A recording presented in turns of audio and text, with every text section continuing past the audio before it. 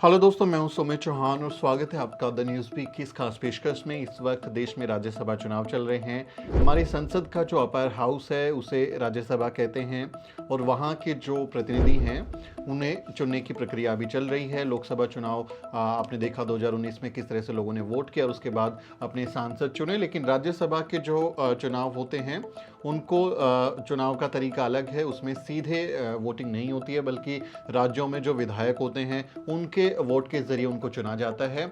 और इस समय राज्यसभा में जो मेंबर्स चुने जाने हैं उसमें हम जातीय विविधता को देखें, सोशल बैकग्राउंड को, डाइवर्सिटी को अगर देखें तो पाते हैं कि चंद जातियों के लोग वहाँ भेज रहे हैं। और उसमें सबसे बड़ा जो नाम है वो कांग्रेस का है, जो कांग्रेस दावा करती है कि देश की सबसे पुरानी पार्टी है, सबसे बड़ी पार्टी होने का दावा करती है। उसने जो अभी अपने 10 राज्यसभा सदस्य भेजे हैं जिनके नाम उन्होंने लिस्ट में जाहिर की हैं, उसमें आप देखेंगे तो ओबीसी समाज का कोई चेहरा आपको नजर नहीं आएगा। दलित समाज के एकमात्र व्यक्ति नजर आते हैं और सबसे ज्यादा उन्होंने ब्राह्मणों को टिकट दिया है। तो इसी को लेकर विवाद है कि क्यों कांग्रेस ने राज्यसभा चुनाव में बहुजनों से दूरी बना ली है। दलित, आदिवासी, पिछड़े समाज से आने वाले लोगों को, नेताओं को उन्होंने राज्यसभा में क्यों नहीं भेजा। मैं आपको लिस्ट बता देता हूं कि कांग्रेस ने किन किन लोगों को राज्यसभा भेजा है, उनका इलाका और उनकी जाति पर भी हम बात करेंगे, क्योंकि जब हम भारत की बात करते हैं तो भारत में सभी लोगों का प्रतिनिधित्व होना चाहिए, लेकिन कांग्रेस ऐसा करती हुई नजर नहीं आ रही। इसके मुकाबले बीजेपी ने ज्यादा ओबीसी लोगों को राज्यसभा भेजा है, उस पर भी हम बात करेंगे। और आरजेडी या जेडीयू, समाजवादी पार्टी, उनकी क्या लिस्ट है उस पर भी हम बात करेंगे। लेकिन सबसे पहले कांग्रेस की बात कर लेते हैं। कांग्रेस ने 10 लोगों को राज्यसभा में भेजा है, जिसमें राजीव शुक्ल हैं, उनको यूपी के वो रहने वाले हैं और उनको छत्तीसगढ़ कोटे से राज्यसभा भेजा गया है। राजीव शुक्ल जो हैं वो ब्राह्मण जाति से ताल्लुक रखते हैं और छत्तीसगढ़ में सबसे ज्यादा दलित, आदिवासी लोग रहते हैं। वहां ब्राह्मण की आबादी बहुत कम है, लेकिन फिर भी छत्तीसगढ़ से किसी दलित, आदिवासी, ओबीसी को कांग्रेस ने राज्यसभा में नहीं भेजा। उनकी जगह उनके कोटे में एक ब्राह्मण व्यक्ति को, राजीव शुक्ल को, उन्होंने राज्यसभा भेज दिया। दूसरा नाम अजय माकन का है, जो कि दिल्ली के रहने वाले हैं। इनको हरियाणा से राज्यसभा में भेजा जा रहा है, हरियाणा कोटा से, और ये भी खत्री हैं, पंजाबी खत्री ब्राह्मण जाति से ताल्लुक रखते हैं और ये इनको वहां राज्यसभा भेज दिया जा रहा है। लेकिन कोई दलित व्यक्ति का नाम अभी लिस्ट में नहीं है। आगे एक है, मैं उसके बारे में बताऊंगा। जयराम रमेश है, उनको, ये कर्नाटक के रहने वाले हैं और कर्नाटक से ही इनको राज्यसभा भेजा जा रहा है।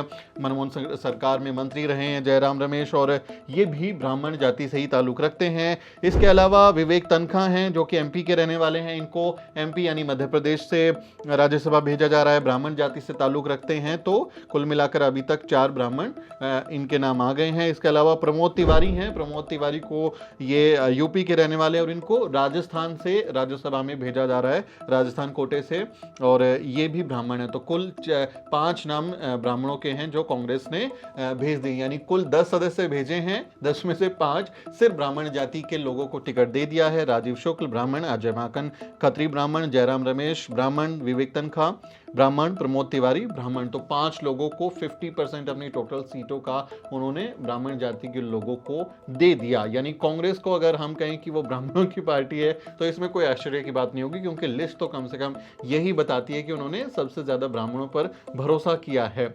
और इस भरोसे के उस पर विश्लेषण भी करेंगे कि ऐसा क्यों हो रहा है और क्यों ब्राह्मणों ने कांग्रेस को वोट नहीं दिए हैं, उस पर भी हम बात करेंगे।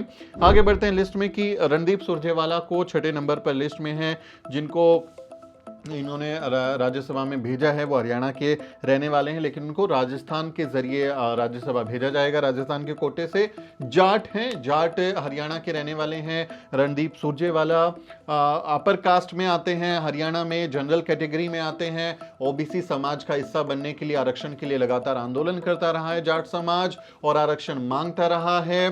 चतुर्वर्ण में शूद्र श्रेणी में आते हैं और कहें कि जो हरियाणा का जो समाज है उसमें डोमिनेंट कास्ट है, एक कहें कि प्रभुत्वशाली जाति मानी जाती है जाट। वहां से रणदीप सुरजेवाला को उन्होंने भेजा है। पी चिदम्बरम को इन्होंने तमिलनाडु से भेजा है और ये चेटियार वैश्य, यानी कि जो बनिया कम्युनिटी होती है, चेटियार वैश्य, उसके जाति से ताल्लुक रखते हैं। तो 5 ब्राह्मण, एक बनिया और एक जाट।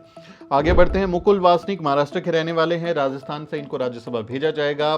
ये दलित जाति से ताल्लुक़ रखते हैं, शेड्यूल कास्ट में हैं और मुकुल वासनिक पहली सरकारों में कांग्रेस की मंत्री भी रह चुके हैं, बड़े पद इनके पास रहे हैं और फिलहाल जो है वो एक कहीं की समन्वय समिति के भी कोऑर्डिनेटर की तरह काम करते हैं कांग्रेस में। और इनको भी राजस्थान में के जरिए इनको राज्यसभा भेजा जाएगा। तो अकेले इकलौते दलित व्यक्ति मुकुल वासनिक हैं। और बड़ी इंटरेस्टिंग सी बात है कि जो लिस्ट कांग्रेस ने जारी की है उसमें मुकुल वासनिक का नाम है और मुकुल वासनिक ने उस पर स्टैंप लगा के सिग्नेचर भी किए हैं। जो ऑथोराइज्ड सिग्नेटरी हैं वो मुकुल वासनिक है, यानी उन्होंने खुद के अपने नाम पर ही मोहर लगा दी है। तो एकमात्र दलित व्यक्ति इमरान प्रतापगढ़ी यूपी से, महाराष्ट्र के कोटे से इनको जो है राज्यसभा भेजा जाएगा। अल्पसंख्यक समुदाय से ताल्लुक़ रखते हैं इमरान प्रतापगढ़ी, कवि हैं, शायर हैं, अपनी बातों को लेके वो जाने पहचाने व्यक्ति के तौर पर उनको याद करते हैं लोग।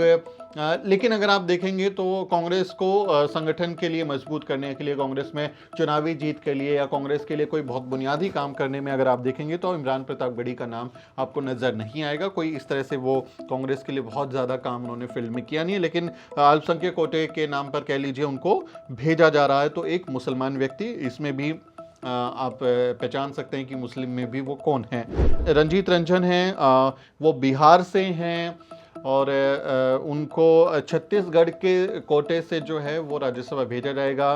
रंजीत रंजन ये पंजाबी महिला हैं, सिख धर्म को पालन करते हैं, लेकिन उनकी जो डायनेस्टी है वो ब्राह्मण कुल से ही जुड़ी हुई है। उनको आप ब्राह्मण भी कह सकते हैं, सिख भी कह सकते हैं, ऊपर से वो एक महिला भी हैं। तो उनके पास ये 2-3 पहचान हैं जिसमें हम कहें कि महिला के नाम पर एक रंजीत रंजन को, जो पप्पू यादव की पत्नी हैं, उनको इन्होंने राज्यसभा में भेजा है। लेकिन इनका ताल्लुक भी ब्राह्मण कुल से ही है और ये अभी सिख धर्म को मानने वाले लोग हैं, पंजाब के रहने वाले लोग हैं और इनको भेजा तो एकमात्र महिला आपको नज़र आती है इस पूरी की पूरी लिस्ट में। तो अगर इनको भी गिन ले तो 6 ब्राह्मण हो गए कुल के साथ, अगर इनको जोड़ा जाए तो।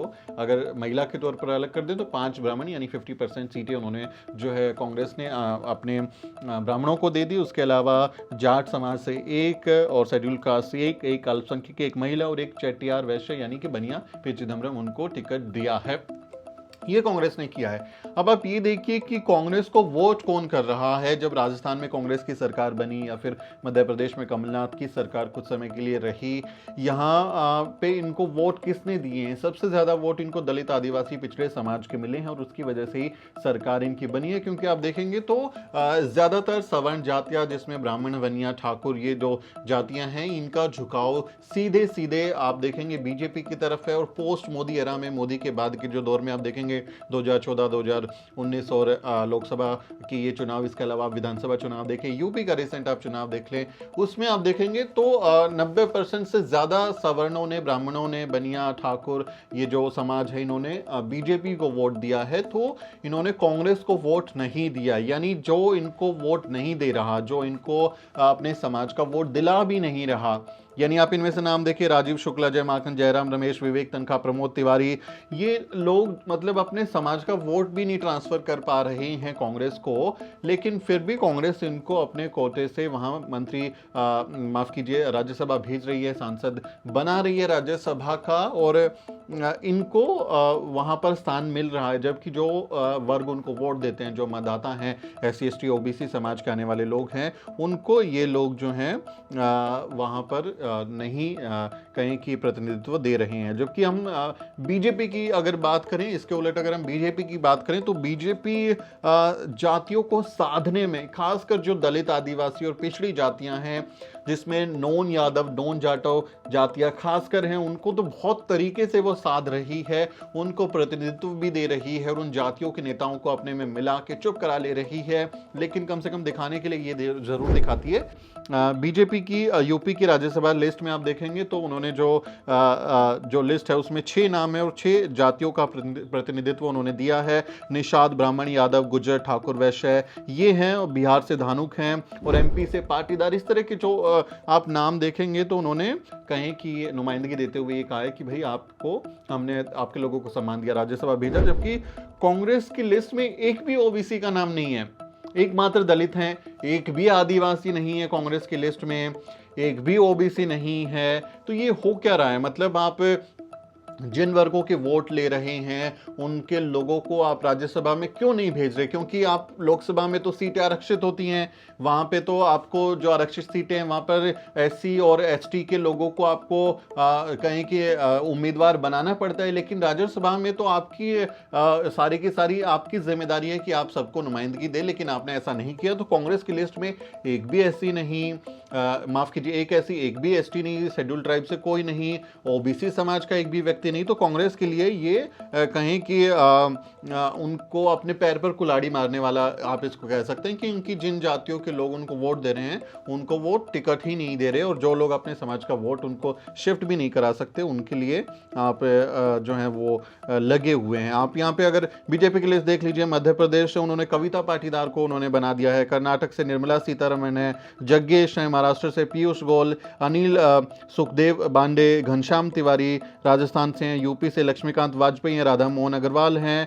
लेकिन यूपी से आप देखेंगे तो सुरेंद्र सिंह नागर, बाबूराम निषाद, दर्शना सिंह और संगीता यादव, इन लोगों को इन्होंने टिकट दिया है। तो ये कम से कम दिखा रहे हैं कि हमारे इसमें सरकार में सब लोगों की भागीदारी, जो सबका साथ सबका विकास का नारा देके मोदी और योगी जो है हमारे लोगों को बेवकूफ़ बना लेते हैं, वो कम से कम ये दिखा के तो कर ही रहे हैं। लेकिन कांग्रेस ऐसा नहीं कर पाई।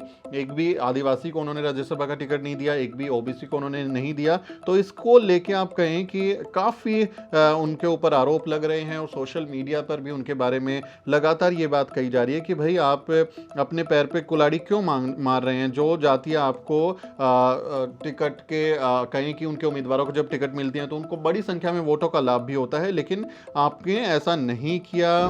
तो दिलीप मंडल साहब हैं, वरिष्ठ पत्रकार लेखक हैं, वो ट्विटर पर लिखते हैं कि कांग्रेस की राज्यसभा लिस्ट में ओबीसी परिवार में जन्मा एक भी आदमी नहीं है, जबकि ओबीसी इस समय कहें कि भारत की राजनीति में प्रभाव डालने की सबसे बड़ी एक ग्रुप के रूप में उभर रहा है। कास्ट सेंसस को लेके, रिजर्वेशन को लेके, हिंदुत्व फोल्ड को बाहर उनसे निकलने की कोशिश में ओबीसी एक बड़ा समाज ग्रुप के रूप में उभरा है, और ये इसमें नहीं है। तो उस पर दिलीप मंडल साहब लिख रहे हैं, कांग्रेस की राज्यसभा लिस्ट में ओबीसी परिवार में जन्मा एक भी आदमी नहीं है, ये नहीं चलेगा। इन लोगों ने ओबीसी में अपने पूरे जीवन में एक लाइन नहीं बोली। इसमें एक जाति जनगणना का खलनायक है, एक ने ओबीसी आरक्षण के खिलाफ केस लड़ा है, एक ने लालू को राजनीति से बाहर करने का षड्यंत्र किया है। तो ये आप नाम देखेंगे, और इसमें जो दिलीप मंडल साहब इशारा कर रहे हैं, अजय माकन जब गृह राज्य मंत्री थे 2010 की ये बात, उन्होंने जातिवार जनगणना का खुला विरोध किया था। उन्होंने बाकायदा लेटर लिखा था सांसदों को, और ये कहा था कि जातिवार जनगणना नहीं होनी चाहिए। उन्होंने